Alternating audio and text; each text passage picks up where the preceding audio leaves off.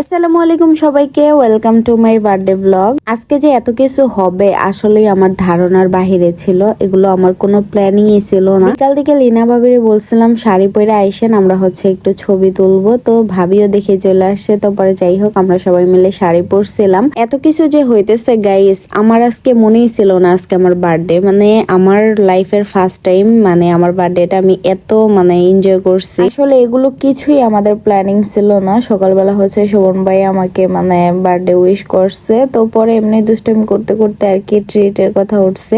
তাও বিকাল দিকে গিয়ে ডিসিশন হয়েছে ওনারা আসবে। তারপর ভাবছি বিরিয়ানি রান্না করব। এভাবে কোনো কেকের আয়োজন ছিল না, আমিও কেক আনিনি বা এরকম কোনো প্ল্যানিং ছিল না। আমি ভাবছি মানুষটা আমি বড় হয়ে গেছি, এখন কি আসলে কেক কাটার বয়স আছে বলেন। রাফির বাবা যদিও কেক আনতে চাইছিল, আমি মানা করছিলাম যে দরকার নাই, কিছুদিন আগেও তো একটা কেক খাইলাম, আর এখন কি সেই বয়সটা আছে। তাও ঘরে বসে তো কাটাই যায়, তো সবার সামনে এইভাবে বসে কাটা হবে আসলে আমার কল্পনা ছিল না।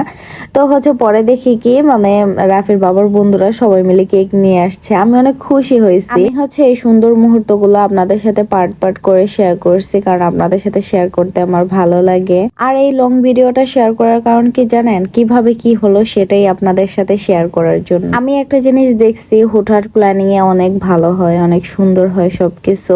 আসলে এগুলো আমাদের কল্পনার বাহিরে ছিল। আর আমার বার্থডেটা যে এভাবে সেলিব্রেট হবে আমি আসলে কখনো কল্পনা করিনি।